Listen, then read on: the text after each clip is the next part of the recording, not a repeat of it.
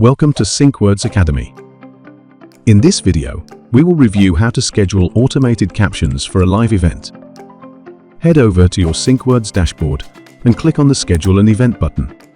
Once you're there, pick the Automated Caption option and fill in the rest of the details.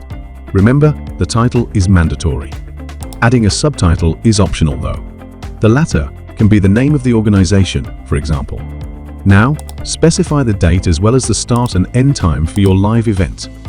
Please note, the start and end times can't be the same, and the event can't exceed 12 hours, including any auto start and end options. You can also select the time zone you are using when entering the dates and times.